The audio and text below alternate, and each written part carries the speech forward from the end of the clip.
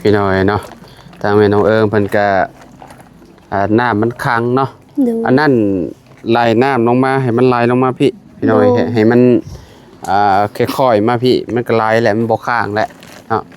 พวกเมียนก็ดีคือกันเนาะบ่ให้มันเปียกพี่น้อยเนาะมันเปียกลายเนี่ยมันก็มีโอกาสดอกนะฮะยันเปื่อยเพบัดยันเพบัดเปื่อยโดยแม่น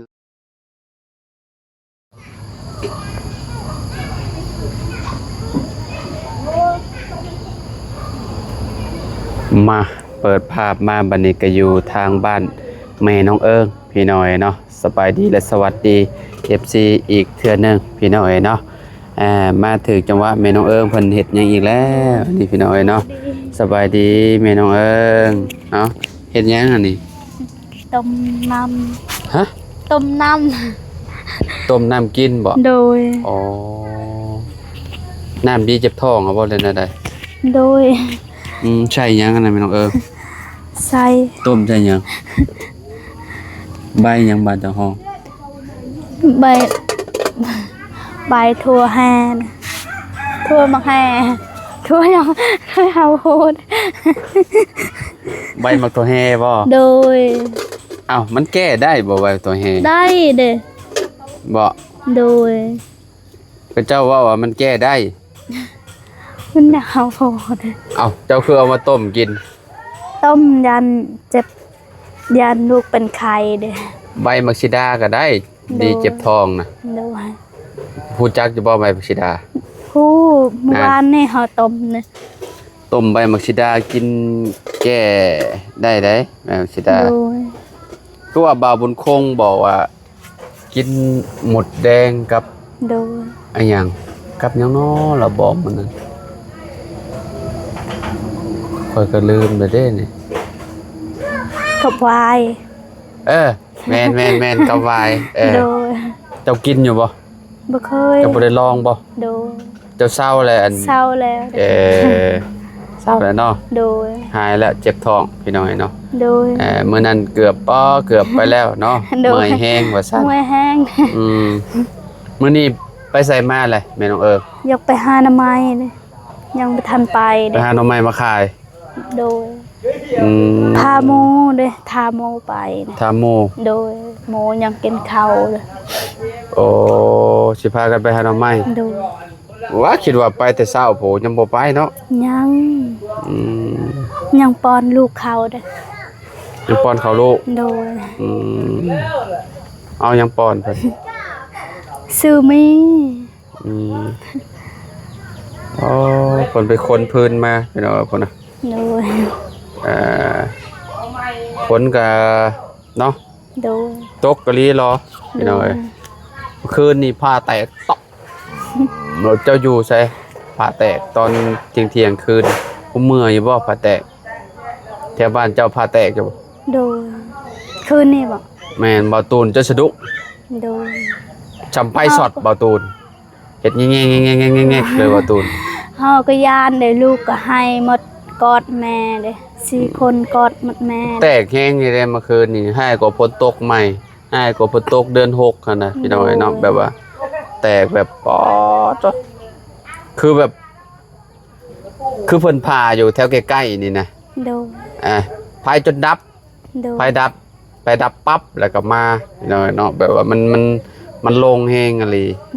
เนาะเมื่อคืนนี่คิดว่าไฟสอดบ่าวตูนใช่เนาะเมื่อคืนนี่โอ้นอนใกล้ๆกันกับบ่าวตูนเด้พี่น้องอะไรเด้ฮะเราเจ็บบ่ได้เจ็บแต่แบบเราว่าคือมีไฟมันแตกอยู่ใกล้ๆแล้วนี่แหละเราอะแบบคือไฟแบบดูดหั่นน่ะแตกต่ำแล้วเพิ่นก็สะดุ้งตื่นแบบแห้งอะไรเด้พี่น้องเนาะกินข้าวแล้วกินแล้วเจ้านะดูกินน้ำร้อยเนาะเมื่อวานนี่บ่าวตูนมาก็เห็นเฮาแล้วเอาเห็นเฮาพรเซียวให้พรเฮาพรเธอนึงเฮาเมื่อเลย เสี่ยวให้เจ้าพร โดยเสียนางออนเลย เป็นหยังคือให้พร ไปปลุกแคนลาวเด้ไปปลุกแคนอยู่บ้านนี้ ผูกแขนและหมู่ให้พร โดย เจ้าก็พร พรเธอนึงก็เมื่อเลย บ่ไปม่วนผูกแขนแล้วก็ม่วนเนาะ โดย อืม เสียวอยากให้เฮายิ้ม ตลกเด้ เนี่ยก็ เสียวให้เฮายิ้มเด้เราอยากยิ้ม เสี่ยวให้เจ้ายิ้ม โดยเราอยากให้ยิ้มเด้ บ่อยากให้เจ้าเศร้า โดยเฮาเอาเสียวเอ้ยเฮาเมื่อยเด้เมื่อยก็บ่เป็นหยังเสียวเอ้ย เสี่ยวหักเสี่ยวแพงบ่ โดย อืมเป็นได้ไหมมาครบเรียบร้อยแล้วบ่ โดย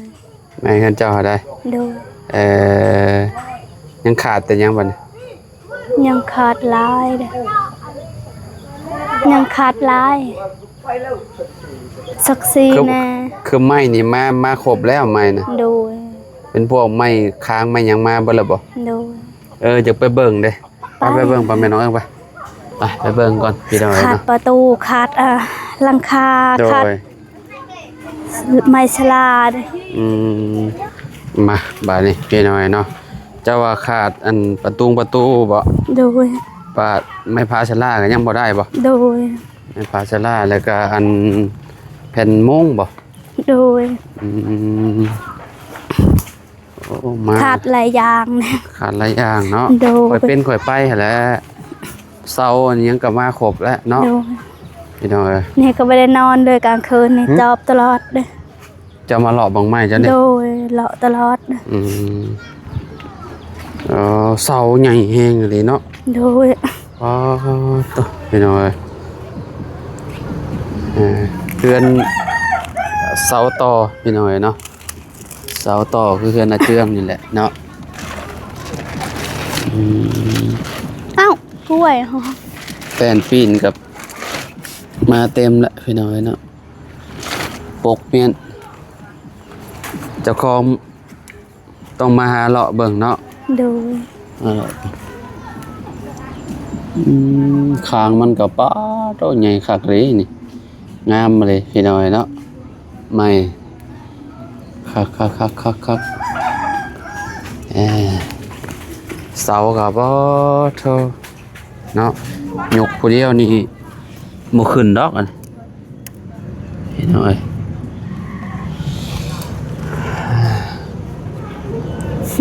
ดีใจ ฮะ ดีใจ ดีใจ โดย ดีใจแฮงบ่แม่น โด เนาะ ย บ่คิดบ่ฝันเนาะ โดย สิได้เฮือนอยู่หลังงามๆเนาะ โดย ถ้าได้เฮือนถ้าขึ้นอยู่เฮือนแล้ว คือสิสบายใจเนาะบัดนี้เนาะ เพราะว่าสิบ่ได้กังวลปานใดหันนะพี่น้องเรื่องคือที่เห็นนั่นแหละพี่น้องเนาะปัจจุบันนี่เพิ่นก็อยู่กระต๊อบหลังนั้นเนาะ โดย คันว่าได้อยู่เฮือนหลังงามๆคือเฮือนอาเจืองนี่โอ้สบายแล้วบัดนี้ลูกเต้ากับแม่อยากไปใส่ก็ไปบัดนี้เนาะ จักแม่อยากไปใช้ ฮะ จักแม่อยากไปใช้ เอาไปหาเฮ็ดเวียกอีหยังเด้ยังไปบ่ได้ดอกเนาะ โดย ยังไปบ่ได้ เพราะว่าลูกก็ยังน้อยๆเนาะ โดย ใหญ่มีผู้หนึงใหญ่ยังไข่พี่น้อยเนาะแม่สมมุติว่าแม่อยากไปเฮ็ดเวียกเฮ็ดงานหั่นน่ะ ไปรับ อันนี้อยาก จ้าง ไปเฮ็ดเวียกก็ต้องกลับมาหั่นน่ะพี่น้อยเนาะสมมุติว่าเฮ็ดเวียกเฮ็ดหยังก็ได้เนาะเจ้าเคยบ่ไปเฮ็ดเวียกแบบไกล บ่เคย ๆไกลสุดแถวใดจะไป บ่เคยไปเด้มีแต่ไปเฮ็ดเวียกรับจ้างไปเสียยามเสียหญ้า ไปรับจ้างใช้ยามันซื่อๆนี่ โดย อ๋อคิดว่าเคยไปรับจ้างแบบอันน่ะอยู่แถวในเมืองในหยังอะนะบ่เคยเนาะ บ่เคย ตั้งแต่เกิดมาบ่เคยไปบ่ เคยไปเลย เออสวรรค์เจ้าเคยไปบ่ บ่เคยสโฟนบ่เคยไป ฮะ สโฟนก็บ่เคยไปสัก บ่ว่า โดย ไปแต่ตอนเอื้อยเฮาไปห้องหมอ เด้ ได้ ก็เคยไป ไป เลย เฮา ไป บ่เคยไปตลาดเด้ บ่ได้เลาะตลาดตัวเมืองสกลนี่บ่เคยเลาะโดยเคยไปห้องหมอเด้เคยไปแต่ห้องหมอชื่อตอนเฮาเจ็บเด้เคยไปเวียดนามเดี๋ยวจะเคยไปบ่ไปขายหน่อไม้เวียดนามเคยไปเนาะโดยไปฮอดข้างในบ่หรือว่าไปแค่ชายแดนไม่ได้ไปข้างในไปแต่ขายหน่อไม้นั่นแหละไปขายหน่อไม้อยู่อันนี้บ่มองลาบ้าวนี่ล่ะว่าโดยสมมุติว่าให้ไปเฮ็ดเวียกอยู่แถวสวรรค์ไปบ่แม่น้องบ่เคยไปเด้บ่สมมุติว่ามีคนอยากจ้างเฮ็ดเวียกนี่ไปบ่อยากไปลูกน้อยๆเด้บ่สมมุติว่าลูกใหญ่หั่นน่ะอยากไป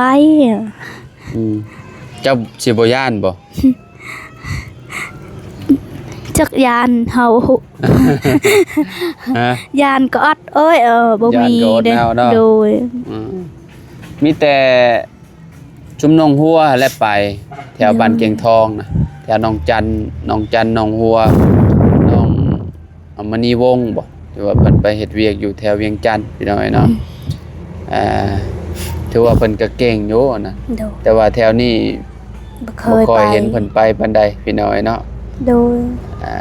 ฝั่งไทยนี่แฮงแล้วเนาะก็เฮาบ่เคยเห็นสิโปนทำเคยไปนี่ลงทีบแล้วแหละไปไทยนี่พี่น้อยเนาะเพราะว่าประเทศใหญ่เด้ประเทศไทยเนาะคือเฮาไปคือแรกๆเนี่ยข่อยไปน่ะข่อยก็ลงที่คือกันข่อยลงจากห้องแบบว่าลงเลยซอยมันคือกันเบิดแม่น้องเอิงเอ้ยจักอยากไปใช้ภาษาลาวก็ยังบ่จบซ้ำภาษาลาวก็ยังบ่จบโดยแต่ว่าไทยแฮงแล้วเนาะโดยคำว่าแซ่บภาษาไทยเพิ่นว่าจังได๋เอาบ่ฮู้เด้อบ่ฮู้บ่โดยภาษาลาวฮู้ภาษาลาวก็ยังบ่ฮู้หลายปานใดโดยสิได้บ่เข้าโรงเรียนบ่เข้าใหญ่แล้วเอาผัวเลยใหญ่เอาผัวเลย14 15ปีโดยยังเป็นสาวอยู่14 15ปีเนาะโดยจักปีเห็นจะมีครอบครัวฮอดละ19 15 13บ่ว่า13ปีฮอด13ปีซ้ำนางไวคือนางไวใส่นางไวน้องนางไซเด้ซ้ำนี้ซ้ำน้องไวน่ะบ่โดยน้องไวตอนนี้เราอายุเท่าไหร่เนาะประมาณ12บ่12หรือ13ซ้ำนี้เฮาใหญ่ประมาณนั้นเนาะเฮ็ดเวียกก็บ่ได้ซ้ำกลางคืนก็บ่ได้อยู่บ่เจ้าโดยหาเลาะเบิ่งไม้นี่แหละเนาะโดยบ่ว่าต้องมัดดีๆแม่น้องเอิงเอ้ยมัดไว้ดีๆ1 2 2 4 6ต้นนี่น้อยเนาะโอ้เนาะพี่น้อยเนาะทางแม่น้องเอิงเพิ่นก็น้ำมันขังเนาะอันนั้นไหลน้ำลงมาให้มันไหลลงมาพี่น้อยให้มันค่อยๆมาพี่มันก็ไหลแหละมันบ่ค้างแหละเนาะพวกเมียนก็ดีคือกันเนาะบ่ให้มันเปียกพี่น้อยเนาะมันเปียกลายเนี่ยมันก็มีโอกาสดอกนะฮะยันเปื่อยเพบัดยันเพบัดเปื่อยโดยแม่นแล้วสมมุติว่ามันตากแดดตลอดมันก็กรอบง่ายเด้เพบัดนี่มันบ่ได้ทนปานใดเด้โดยยี่ห้อนี่นะอยู่ประมาณ2-3 เดือนโดยสูงสุดนะถ้าถึกแดดนี่โอ้ยนี่เด้เบิ่งกันเอิ้งนี่หม่องเจ้านี่เห็นบ่นี่โดยนี่เริ่มแล้วนี่เห็นบ่ขาวเลยแป๊บเดียวแหละแพบัดนี่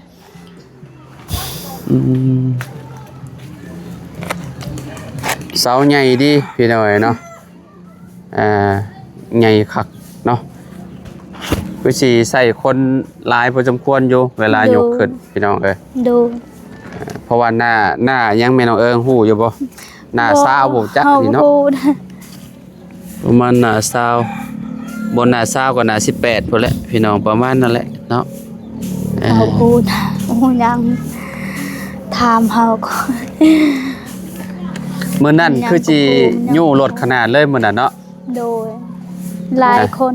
หลายคนอยู่ซอยเนาะเพราะว่ามันทางขึ้นถือว่าแบบโหดชุดๆเลยพี่น้อยเนาะไปแม่น้องเอิงไปพี่น้อยเนาะเอาก็ดีใจนำแม่น้องเอิงเพิ่นพี่น้อยเนาะมื้อนี้ก็เข้ามา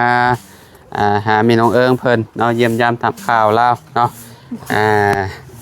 เป็นจังได๋ ดีใจหลา ยัง ย ตื่นเต้นอยู่ โดยใจตื่นเต้น บัดเฮ็ดเทือนเลยแฮงสิคักแล้ว โดย สิตื่นเต้นกว่านี้พี่น้อย โดย เนาะเจ้าสิพรบ่จักแล้วเพื่อนนี่เนาะพรเป็นอยู่บ่ บ่เป็นก็ฟ้อน บ่เป็นก็พรเนาะหัดพรงามๆเนาะให้ FC เบิ่งเนาะ ครูก็ฟ้อน อยู่โรงเรียนนี่คะแนนว่าไผพรเก่งนี่โอ้คือแบบเพิ่นให้เป็นหัวหน้านำพาพรโดนแหละพี่น้อยเนาะตะกี้ชุมข่อยเข้าโรงเรียนก็แบบว่าออกกำลังกาย โดย ยามหนาวเด้ออกกำลังกายยามเช้าพี่น้อยเนาะ โอ้โหเคยเรียนปู บ่เคยเนาะ โดย โอเคจะไปป้าเลยเด้อแม่น้องเอิงเด้อจะได้ก็ดีใจนำเด้อ โดย สาวเฮือนสาวซานเพิ่นมาแล้วพี่น้อยเนาะมื้อนั้นก็บ่ได้เข้ามาหาเพิ่นเนาะมาแสดงความยินดีกับเพิ่นย้อนหลังพี่น้อยเนาะทางแม่น้องเอิงเนาะ โดย จังได๋ก็สู้ต่อไปเนาะเพื่อลูกเด้อ โดย โอเคซะไปป้าแล้วพี่น้องฝนฟ้าก็ตกอยู่พี่น้องบ่ได้หยุดได้พี่น้อยเนาะตกยิบๆๆๆอยู่ตอนนี้ก็ได้เนาะบ่ฮู้ว่าสิแฮงซำใดอีกเนาะบางเช้านี่โอ้คิดว่าสิบ่ได้ออกมาถ่ายคลิปตกมาจากมาพี่น้องเนาะ โดย จนฮอดวันที่18พุ่นแหละฝนจะสิเช้าเนาะมื้อนี้วันที่14เด้14 15 16 17 18ป้าโตยังหลายมื้ออยู่เนาะ โดย ภาวนาอยู่พี่น้องเศร้าไว้ๆเนี่ยกว่าพี่น้องเนาะมันลำบากไปทางใดก็ได้พี่น้องเนาะแม่นบ่แม่น้องโดย เจ้าก็จะไปหาหน่อไม้บ่บัดนี้ โดย เสี่ยวคือสิมาแล้วเสี่ยวจะเนาะ เซียว เอาสิไปหาหน่อไม้กับเสี่ยวเหรอวะ บ่เซียวไปให้แล้ว อ้าวคือว่าเจ้าสิไปหาหน่อไม้กับเสี่ยวเจ้า บ่ บ่ ไป ได้ไป กับ ไปกับไผ เขา กับคนนี่ในบ้านนี่ โดย โอเคจะไปแล้วเอ้าอยู่ดีมีแฮง โดย สบายดีเด้อ ขอบใจอายหลายๆนะ เด้อเอาพี่น้อยเนาะขอบคุณ FC ทุกๆคนที่มารับชมคลิปเนาะสำหรับคลิปนี้ไปแล้วสบายดี